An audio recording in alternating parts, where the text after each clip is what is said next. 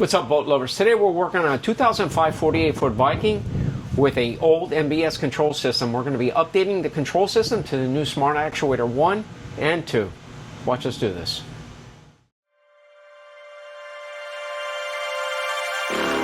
Hey guys, before the video, I just want to give a shout out to Steve.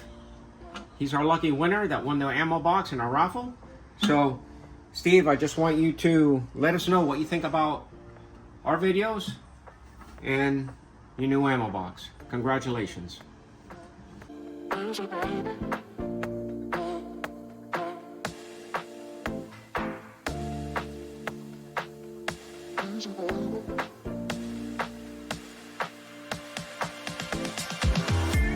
We're in the engine room. I'm working over here on this side and on both sides. So, God, I see someone there that is, God, I haven't seen this guy in a while. Hold on, let me find out. He's wearing one of my shirts. Hello? Who are you? Who are you? I'm a ghost. A ghost. Well, guys, he's back. He's back. So, he's ripping out the processor, the actuators. He's getting the engine room prepped so that we can put the new equipment in. So this, like I said, this is like our second video that we did, but you didn't see the install.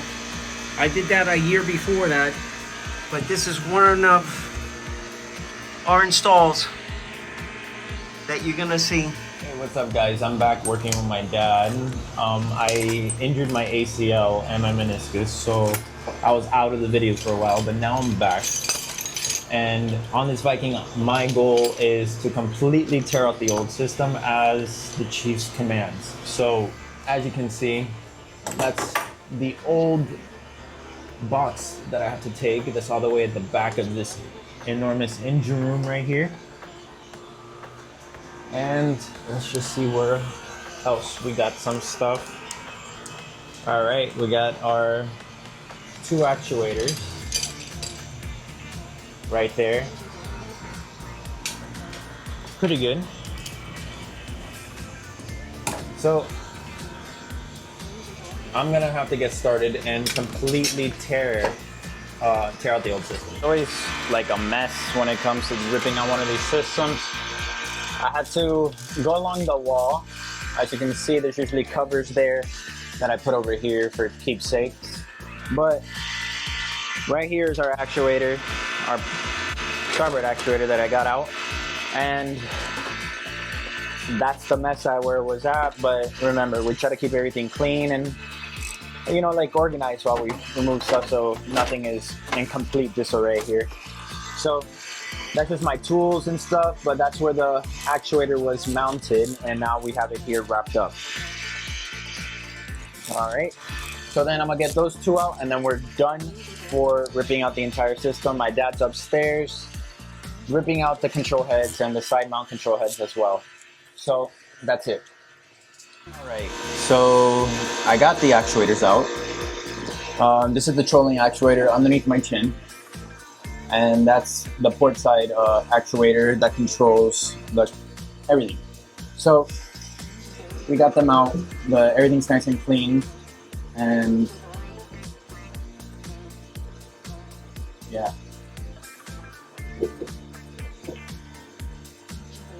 So everything's done.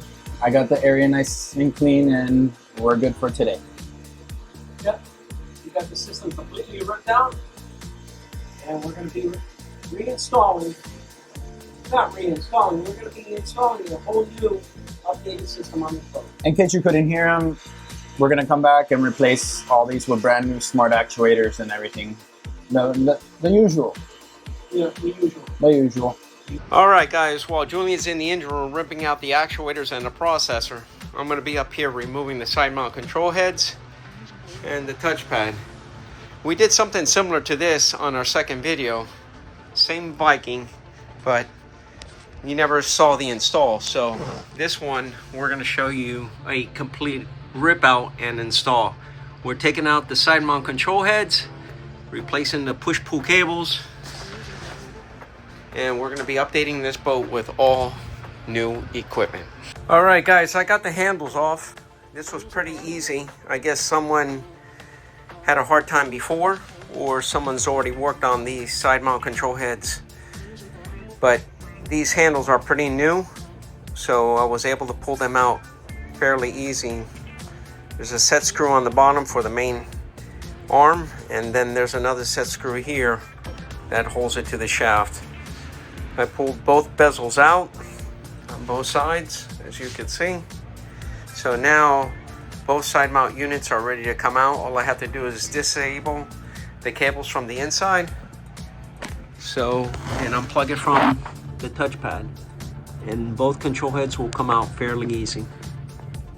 While Julian's removing the stuff inside the engine room, I'm here taking care of the main helm. So this is the side mount heads. I got this port side taken out. The starboard side I've already gotten loose. I removed the touchpad.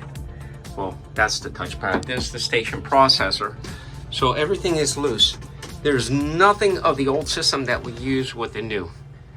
Everything is completely different. Like I said, the old system was a 5-volt analog. Now we're dealing with a CAN bus. So we have a COM cable that we need to run, and we don't even utilize the same push-pull cables. We replace them.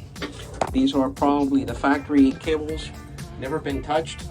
So they're almost 20 years old. So we're gonna end up putting all new push-pull cables on this. On this particular boat, it uses two 35-foot cables, one for throttle, two for shift, but they're both identically the same. One goes to the port side, and the other one goes to the starboard side. It goes underneath the floor over here on this portion here. So we have to fish this through here, through that box there, and back. So we'll be replacing those cables shortly. Now that we got the system stripped, side mount control heads are going to almost look identical. Touchpad is going to be a little bit deeper.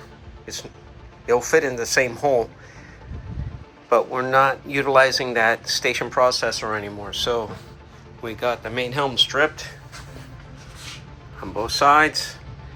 This hole would be the new berth of the new touchpad that we're going to be putting in here. We don't have to do any modifications to this hole. We have the depth inside so that it could accommodate the new control head. On some boats we don't have the depth, so we have to play around with it, either by using a shallow mount or some sort of bracket that we could pivot so that you could actually see. So right, we got the new touchpad in. Like I said, it'll fit in the same hole. All you have to do is align it. And we got the new side mount control heads in. These are the same footprint as the old NBS. And if you notice, they're a little bit different. The arms are a little bit different. These are 22.5 degree. And we're gonna be replacing the cables. And that's our touchpad. Everything plugs in to the back of that. We have to bring our CAN cable from the engine room up here, which is going to go down the starboard side, come up here, and directly right into the back of that touchpad. We're going to put a terminating resistor there, and the terminating resistor on the end of one of the actuators. So the next goal is to replace these push-pull cables. I'm going to be working on the port side actuator mount now. The footprint for the Smart Actuator 1, we have utilizing the same NBS actuator bracket there. Like I said, we did some modifications to this side here, as you can see, and we're using the standoff with some nuts so that it could hang off. So we're not using the back plate that normally comes with this. But the footprint for the Smart Actuator 2 is a little bit elongated. So what I normally use is a piece of starboard. I mount it, I through bolt it, so I connect both actuators on that same bracket, and then I'm able to use screws to this so it can actually go into the starboard The Smart Actuator 2 is a very light unit, and it doesn't need the rigidity that the Smart Actuator 1 does because it has weight to it. So, like I say, I'm modifying this plate here so that we could put the Smart Actuator 2 on this side and the Smart Actuator 1 on that side. I'll show you how we're doing it. All right, I got the port side bracket ready to mount both actuators. Smart Actuator 1 is going to be mounted on this side, and the Smart Actuator 2 is going to be mounted on this side on the starboard. The reason for the Smart Actuator 2 being mounted on the starboard, it's a very light unit, and I could use screws to secure it to this starboard here. But as far as the Smart Actuator 1, it needs a little bit of support. So we got these 1/4-inch bolts that are using the same footprint of the NBS. So now we just sandwich this here, mount it, secure it, and then on this side we'll go ahead and mount the Smart Actuator 2. All right guys, we got both actuators mounted on the original bracket. We got the Smart Actuator 1, Smart Actuator 2. We got our starboard here sandwiched and screwed to the plate here. You can actually see I have the standoffs here to mimic the back plate. The reason for the back plate is to clear the PC board that's on the bottom over here, but we have no complications there. It looks like it's actually floating. So this is a very secure. We got all the harnesses run from the Smart Actuator 1 and the Smart Actuator 2. We have all harnesses back there. They go along the chase over here, down through the center, and they come out through there. Now we have to fish them to the locations that they need to be. But we got our comp cable here, and we got all the wiring on the starboard side done. All right, guys, so we're back here at another day. Yesterday I had an emergency, but my dad was able to get those actuators mounted. My job, but Yep. That was my job. Now we're installing the handles. I've already cleaned the splines. Majority of the time when you pull the handles off, the splines get boogered up from the Allen wrench marring them. So we go over it with a little file and we clean them up. So now the handles come on and off very easy. There's no more fighting, you know. We got the splines on. We cleaned everything up real nice. And if you notice, the handles go on like they should. There's no reason for you to fight them. So we got both sides going on. We got our touchpad in, and Julian's gonna finish terminating the communication cable inside. So he's gonna do that while I go inside the engine room and tie up all the wires and make sure everything is nice and clean and ready, so that when we receive the new push-pull cables, all we have to do is just pull them, connect them, and calibrate. So the system should be up and running in one more day. One more day. Yeah, one more day. Oh, we're doing a time jump. Yeah. It would be a time jump, so it'll be like okay. So 55 years later. Alright guys, like I said, if you install a new system, I highly recommend that you replace the cables. You're gonna fight, you're gonna say whatever name that is in the book if you don't replace the cables. So we're replacing the cables. We have a nice fresh set from Glendinning. We're replacing the 2 throttle, the 2 shifts from the bridge, which are 36 feet on this particular application, and then the other 4 are for the throttle and shift for the inside of the engine room area. Both sides, port and starboard side, here have to be removed. We have to take out the doors on both of them, remove the compartments inside there so that we could get access to inside. So once this is out, then we're able to connect the cable from the new cables from the top and pull them through. And there's a certain technique that I like doing when pulling these cables. So I'll try to show that to you when we have everything connected. All right, guys, we got the starboard side compartment removed. You have to take the door off. You have to remove the compartment. Now, these are 3 push-pull cables. One is for your emergency stop, and the other 2 is for your throttle and shift. This goes on the starboard side, down through the opening inside here, but then it goes into the surge tube, right on the side of the surge tube, the engine exhaust. So we're gonna tie it from the top, and then we're gonna pull these cables down through here and bring them right into the engine room. And now we're gonna be working on the port side, removing the door and the compartment there. All right guys, so we already pulled the mechanical backup cables, and it comes down the port and starboard side of the surge tubes on there. You could probably see them. Those are the two cables there. Those are two brand new cables. We're going to be replacing the other push-pull cables. So we've already got them all the way up here towards the actuator of both port and starboard side, and I've already got them connected as backup on both Smart Actuator 1s. So what we're going to do now is we're going to start worrying about the throttle and shift for both engines now. Now it's a little bit of it's a little tedious on this one, because in order to do that, you have to actually stick your head on top of the engine and work here. But these particular engines, they don't give you enough room to work with. So half of the time you're just feeling and making sure that what you're doing is correct.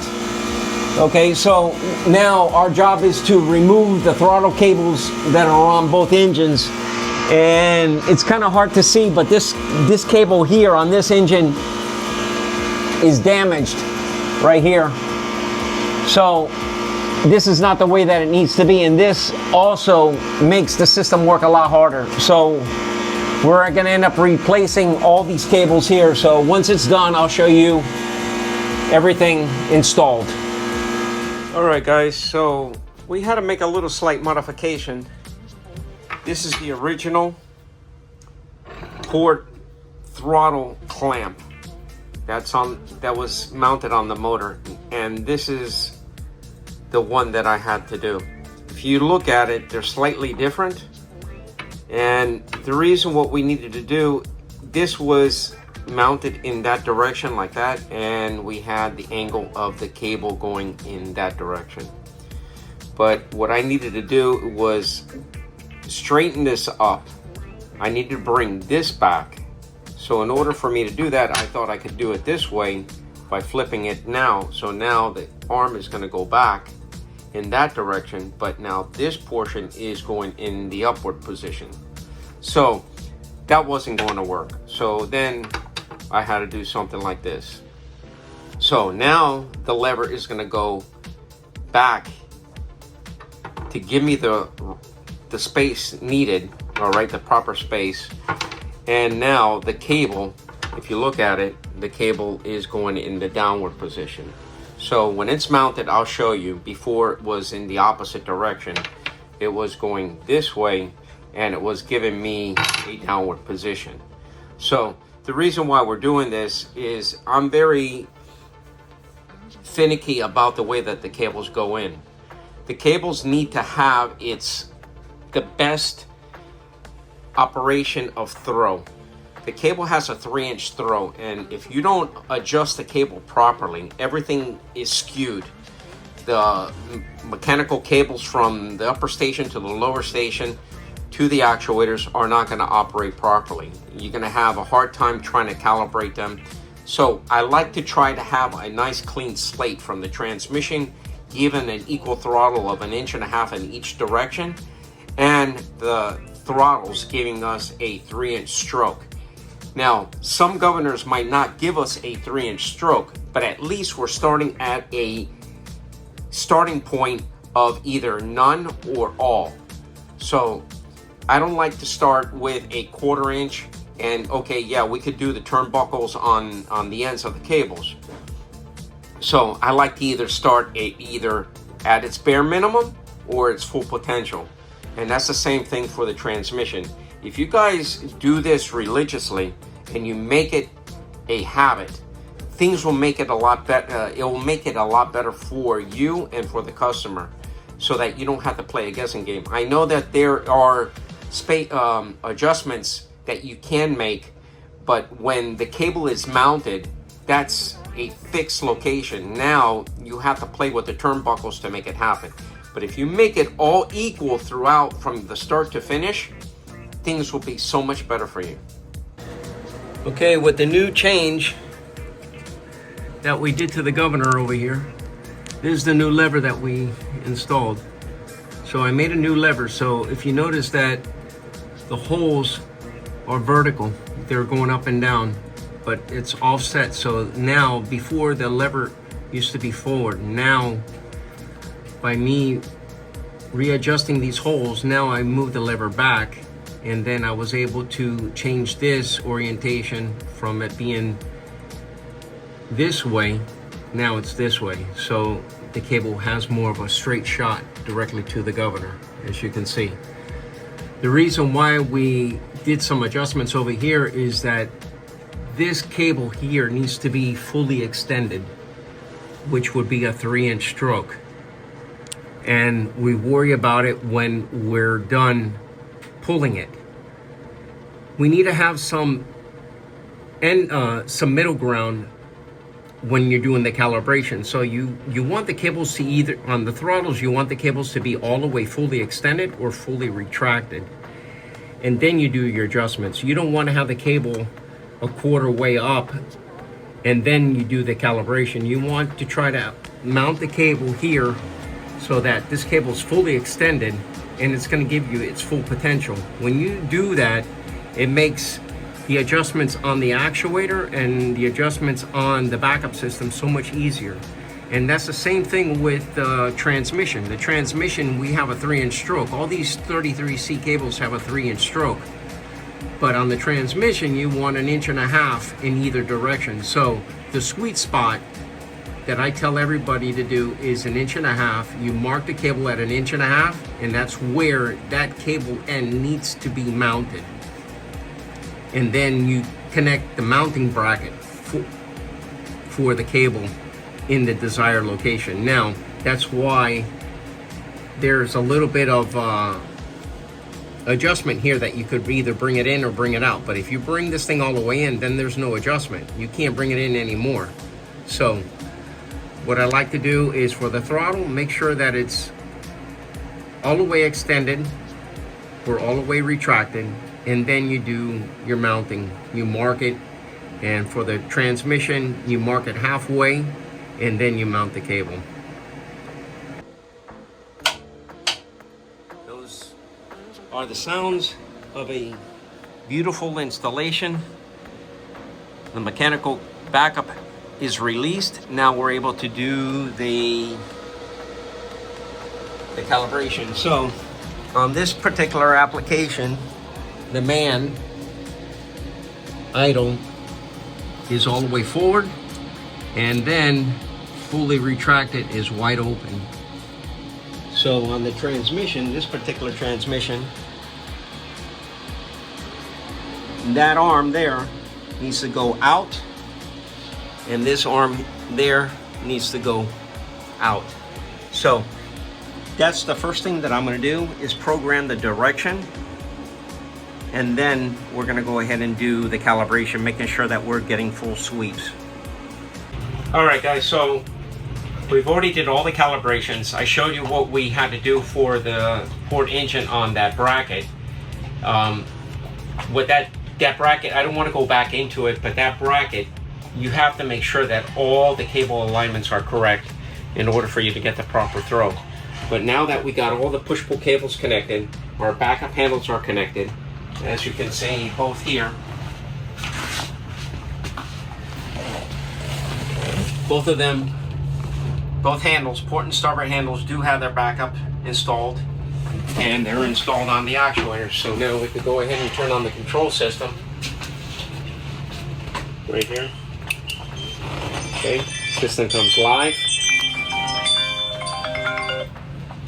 and we're ready to go. So we have a starting circuit issue that has nothing to pertain to us on the starboard side, but the port side does work. So we could go ahead and start it. All right, now we're in warm mode. and we can actually increase the throttles. Okay, and if we take the worm off, we're able to put it forward and reverse. Alright, and it also has a trolling function so that now you could actually put it in the gear and the boat doesn't launch. It has its own slip and it goes nicely into gear. Okay, so I wish I could show you the starboard side, but we're having a starting circuit issue with the man. It has nothing to do with us. So we're gonna let him know what the issue is so that he can address it before he goes on his sea trial. Guys, if you have any questions, please let us know in our comments below. in the comments below. And make sure to like and subscribe. Yeah, guys. Thank you.